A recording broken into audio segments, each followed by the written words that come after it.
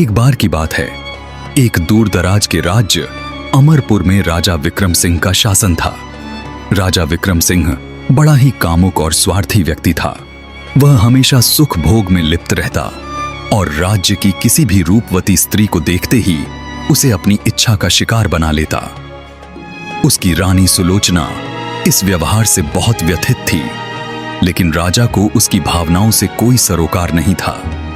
वह मदिरा पीता, नृत्यांगनाओं के साथ रंगरलियां मनाता और राज्य के कामकाज को नजरअंदाज करता। राजा विक्रम सिंह की कोई संतान नहीं थी। कभी कभी उसे इस बात की फिक्र होती कि उसका वंश कैसे चलेगा, लेकिन ज्यादा चिंता नहीं करता था। समय गुजरता रहा। रानी सुलोचना दुखी मन से दिन काट रही थी। एक दिन रानी की तबीयत खराब हुई। राजवैद्य ने जांच की तो पता चला कि वह गर्भवती है।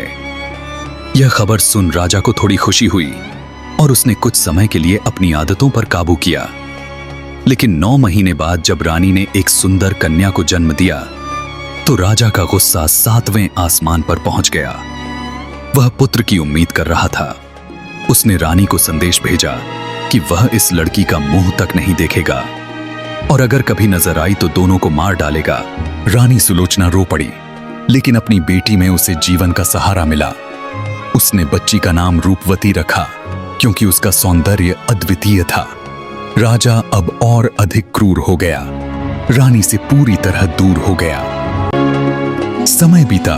रूपवती 10 वर्ष की हो गई। रानी को उसकी शादी की चिंता सताने लगी।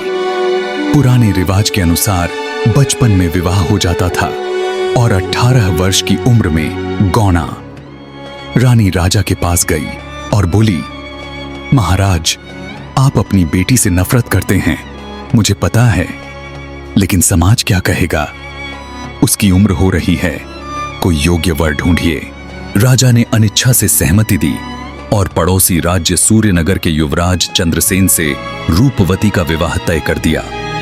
सूर्यनगर के राजा हरिप्रसाद का इकलौता पुत्र था चंद्रसेन।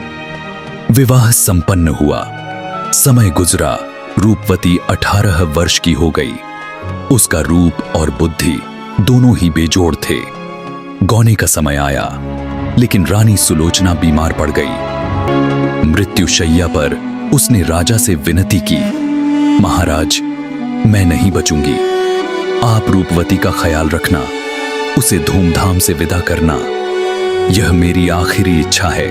राजा ने वादा किया। रानी की मृत्यु हो गई। वादे के अनुसार राजा ने रूपवती से मिलने का फैसला किया। जब वह जनाना महल पहुंचा और रूपवती सामने आई तो राजा स्तब्ध रह गया। उसकी आंखों में पिता का स्नेह नहीं, बल्कि वासना थी। वह अपनी ही बेटी को गलत नजरों से देख रहा था। बिना कुछ बोले वह लौट गया। रात भर उसका मन उथल पुथल में रहा। वह रूपवती की छवि से छुटकारा नहीं पा सका। सुबह वह एक जंगल में सिद्ध बाबा के पास गया। सिद्ध बाबा से बोला, बाबा, अगर किसी ने बगीचे में फलदार पेड़ लगाया हो, सालों पानी दिया हो, तो क्या वह फल खुद नहीं खा सकता? क्या यह पाप होगा? सिद्ध बाबा ने कहा, नहीं, अगर फल की ही बात है तो क्या पाप? राजा को तसल्ली मिली। वह महल लौटा और एक पत्र लिखा। अपने विश्वासी नौकर रामू को देकर बोला, इसे सूर्यनगर ले जाओ, राजा हरिप्रसाद को दो। पत्र में लिखा था कि रूपवती अपनी मां की मौत का सदमा सह न सकी और मर गई। राजकुमार चंद्रसेन के लिए कोई और वधू ढूंढ लें। रामू ने पत्र पढ़ा और राजा के इरादे समझ गए। वह रानी सुलोचना का पुराना नौकर था। रूपवती को अपनी बेटी जैसा मानता था। वह तेजी से लौटा और रात होने से पहले रूपवती को सब बता दिया।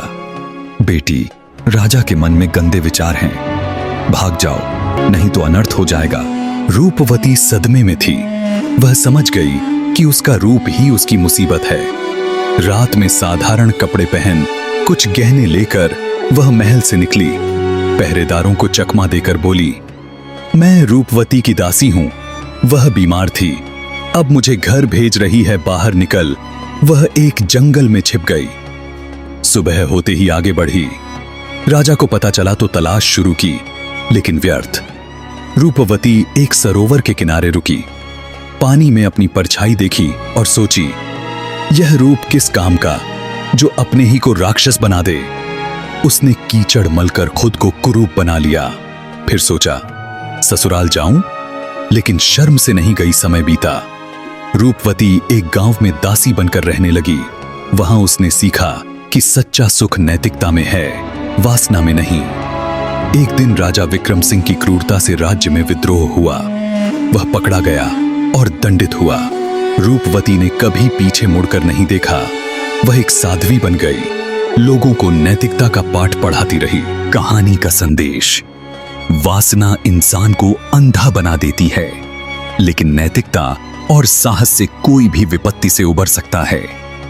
रूप कभी अभिशाप नहीं, लेकिन दुरुपयोग से वह बन जाता है। दोस्तों, यदि आपको यह कहानी अच्छी लगी तो वीडियो को लाइक और चैनल को सब्सक्राइब जरूर करें।